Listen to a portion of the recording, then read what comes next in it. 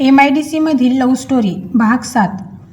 कष्टाची पराकाष्ठा, कंपनीतील यश आणि आईवडिलांचा बदललेला दृष्टिकोन. कोर्ट मॅरेज करून भोसरी MIDCच्या एका छोट्या खोलीत संसार सुरू केल्यानंतर प्रसाद आणि सावीच्या आयुष्यातील खऱ्या संघर्षाची पहिली पहाट उगवली होती. प्रसादने त्याच्या आयुष्यात कधीही पैशांची चणचण पाहिली नव्हती, पण आता भाडे भरणे, किराणा आणणे आणि रोजचा खर्च भागवणे यासाठी त्याला स्वतःच्या कष्टाच्या पैशांवरच अवलंबून राहावे लागत होते. सावी त्याला पावलोपावली खंबीरपणे साथ देत होती. ती सकाळी 4:30 वाजता उठून दोघांचे डबे तयार करायची आणि स्वतःच्या लाईनवर न चुकता वेळेवर हजर राहायची. प्रसादनेही सुपरवायझर म्हणून कामात स्वतःला पूर्णपणे झोकून दिले होते. तो रोजच्या शिफ्ट व्यतिरिक्त 2-2 तास ओव्हरटाईम करू लागला होता, जेणेकरून घरात 4 पैसे जास्त येतील. कंपनीच्या मॅनेजमेंटने पाहिले की जो प्रसाद आधी केवळ टाइमपास म्हणून नोकरी करत होता, तो आता कंपनीचा सर्वात प्रामाणिक आणि कष्टाळू अधिकारी बनला होता. त्याच्या या कमालीच्या बदलामुळे कंपनीने त्याला बेस्ट सुपरवायझर हा पुरस्कार दिला आणि त्याच्या पगारात मोठी वाढ केली. सावी आणि प्रसाद त्यांच्या कष्टाचा एक रुपया बँकेत साठवत होते, जेणेकरून सावीच्या बहिणीचे पुढील शिक्षण थांबणार नाही आणि गावात आईवडिलांनाही वेळेवर पैसे पोहोचवता येतील. दरम्यान पुण्यातल्या त्या अलिशान बंगल्यात राहणारे प्रसादचे आईवडील मात्र आतून पूर्णपणे एकटे पडले होते. त्यांचा एकुलता एक मुलगा एका साध्या वर्कर मुलीसाठी घर सोडून गेला.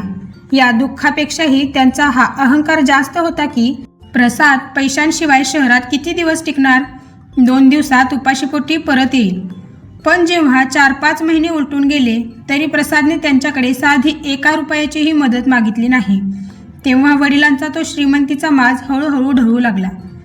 वडिलांनी गुपचूप मोदक कंपनीच्या एका ओळखीच्या मॅनेजरला फोन करून प्रसादबद्दल चौकशी केली. तेव्हा मॅनेजरने सांगितले, मिस्टर जगताप, तुमचा मुलगा सध्या आमच्या कंपनीचा सर्वात हुशार आणि प्रामाणिक ऑफिसर आहे. त्याने कोणत्याही घराच्या पैशाशिवाय स्वतःच्या कष्टावर नवीन संसार थाटलाय आणि त्याची पत्नी सावी ही सुद्धा खूप सुसंस्कृत आणि कष्टाळू आहे. हे ऐकून वडिलांचे डोळे उघडले. त्यांना पहिल्यांदाच जाणीव झाली की सावीने त्यांच्या मुलाला बिघडवले नाही, तर एका लाडाने बिघडलेल्या मुलाला तिने खऱ्या अर्थाने जबाबदार माणूस बनवलेले आहे. एक दिवस प्रसादच्या आईला तीव्र हृदयविकाराचा धक्का बसला आणि त्यांना तातडीने पुण्याच्या एका मोठ्या रुग्णालयात दाखल करण्यात आले. ही बातमी कळताच प्रसाद आणि सावी सर्व जुना राग विसरून तातडीने रुग्णालयात धावले. रुग्णालयात प्रसादच्या वडिलांची अवस्था अत्यंत केविलवाणी झाली होती. अशा कठीण प्रसंगात सावीने स्वतः पुढे होऊन डॉक्टरांशी बोलणे, औषध आणणे आणि सासूबाईंची अहोरात्र सेवा करणे सुरू केले. सावीने 2 दिवस रुग्णालयात डोळ्यात तेल घालून प्रसादच्या आईची एखाद्या सख्ख्या मुलीसारखी काळजी घेतली.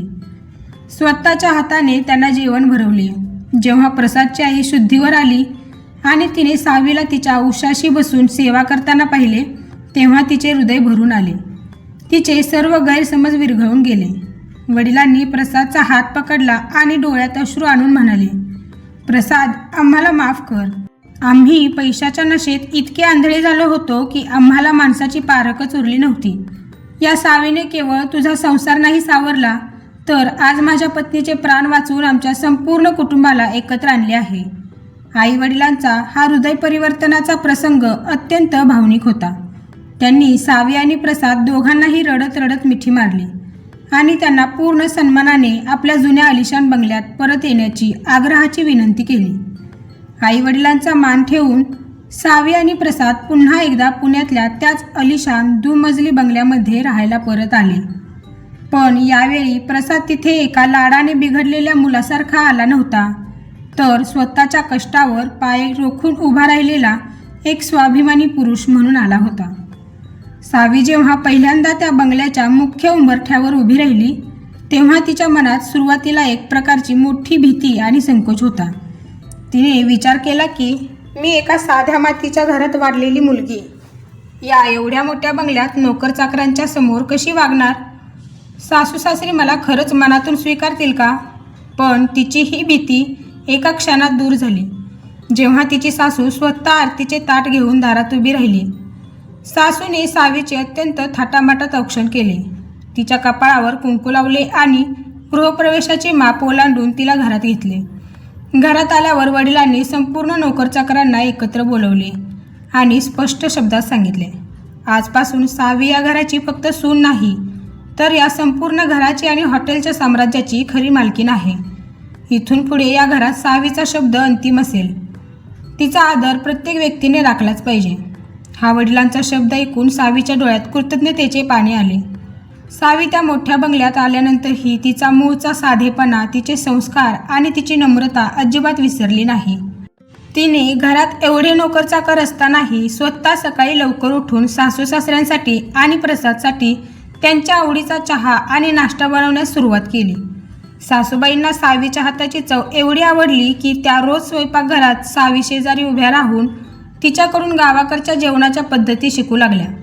सासरे जेव्हा दुपारी हॉटेलच्या कामावरून घरी जायचे तेव्हा सावी धावत जाऊन त्यांच्या हातातील बॅग घ्यायची, त्यांना पाणी द्यायची आणि त्यांच्या प्रकृतीची चौकशी करायची.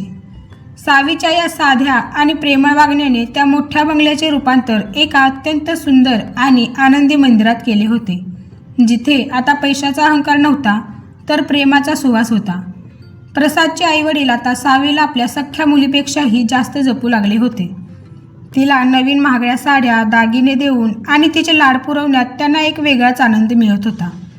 प्रसादचे आईवडील वयोमानानुसार आता खूप थकले होते, त्यामुळे त्यांना त्यांचे पुण्यातले ते मोठे हॉटेलचे साम्राज्य पुढे चालवण्यासाठी एका खंबीर वारसाची गरज होती.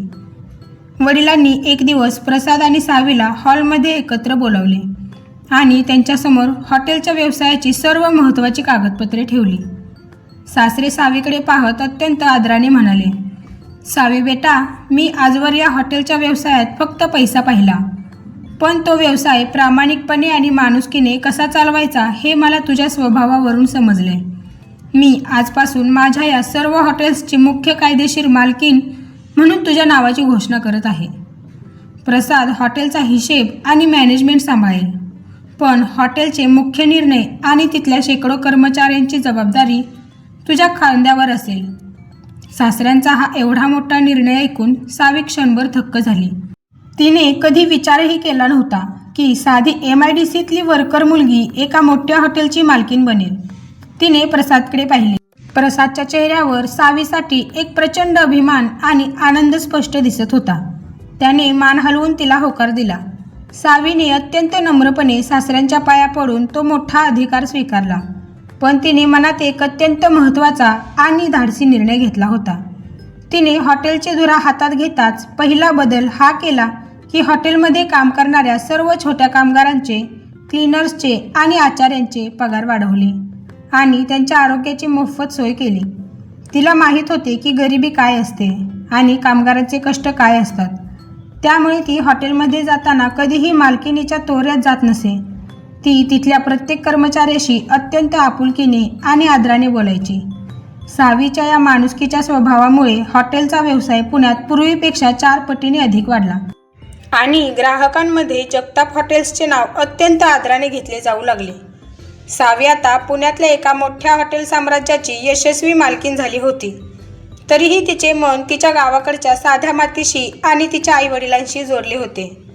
तिने प्रसादला सांगितले की आपल्याकडे आता सर्व काही आहे, पण माझ्या लहान बहिणीचे उच्च शिक्षण आणि तिचे लग्न आता आपल्याला अत्यंत थाटामाटात करायचे आहे. प्रसादने तात्काळ तिच्या या विचाराला पाठिंबा दिला. त्यांनी सावीच्या सुपूर्त कुटुंबाला, तिच्या थकलेल्या आईवडिलांना आणि तिच्या लहान बहिणीला पुण्यात त्यांच्या मोठ्या बंगल्यात राहण्यासाठी कायमचे बोलावून घेतले. सावीच्या साध्या आईवडिलांनी जेव्हा त्यांच्या मुलीचा तो भव्य बंगला, तिची अलिशान गाडी आणि तिचा पुण्यातला मोठा मानसन्मान पाहिला तेव्हा त्यांच्या डोळ्यांतून आनंदाश्रू वाहू लागले. वडिलांनी प्रसादचे हात हातात घेऊन सांगितले, प्रसाद बाबू, तुम्ही माझ्या मुलीला केवळ सुखात नाही ठेवलं तर आमच्या संपूर्ण खानदानाचा उद्धार केलाय. प्रसादने हसून सांगितले, बाबा, हा उद्धार मी नाही तर सावीच्या कष्टांनी आणि तिच्या पवित्र संस्कारांनी केला आहे. ती आमच्या घरची लक्ष्मी आहे. सावीने तिच्या लहान बहिणीला पुण्यातल्या एका मोठ्या कॉलेजमध्ये ॲडमिशन घेऊन दिले आणि तिचे उच्च शिक्षण पूर्ण करून घेतले. काही दिवसांतच त्यांनी सावीच्या लहान बहिणीसाठी एक अत्यंत सुशिक्षित आणि चांगला मुलगा शोधून तिचे लग्न पुण्यातल्या सर्वात मोठ्या हॉलमध्ये अत्यंत भव्य आणि शाही थाटामाटात पार पडले. सावीच्या या बहिणीच्या लग्नासाठी स्वतः प्रसादचे आईवडील पुढे होऊन सर्व व्यवस्था पाहत होते. त्यांनी सावीच्या गावाकडून आलेल्या प्रत्येक नातेवाईकाचा आणि साध्या शेतकऱ्याचा अत्यंत आदराने पाहुणचार केला. कालपर्यंत जे सासू सासरे गरिबीचा तिरस्कार करत होते ते आज सावीच्या प्रेमामुळे गावाकडच्या साध्या माणसांमध्ये मिसळून हसत खेळत सणाचा आनंद घेत होते. कथेचा इथे कोणताही घाईघाईने शेवट होत नव्हता, कारण MIDCच्या त्या तांत्रिक आणि मशीनच्या कठोर जगात सुरू झालेला हा प्रवास आता एका अत्यंत समृद्ध, भावनिक आणि कौटुंबिक महाकाव्याचे रूप घेत होता. सावी आणि प्रसाद आता फक्त पती पत्नी राहिले नव्हते, तर ते दोन वेगवेगळ्या विश्वांना एकत्र बांधणारा एक मजबूत पूल बनले होते, ज्यांची ही MIDC मधील अजब प्रेमकथा पुण्याच्या औद्योगिक आणि सामाजिक क्षेत्रात नेहमीच एक मोठा आदर्श म्हणून सांगितली जाणार होती. तर मग कशी वाटली ही MIDC वाली लव्ह स्टोरी? कथा आवडली असल्यास व्हिडिओला लाईक आणि चॅनलला सबस्क्राईब करायला विसरू नका. भेटू उद्या अशाच नवीन कथेसोबत. हसत रहा, खुश रहा. धन्यवाद.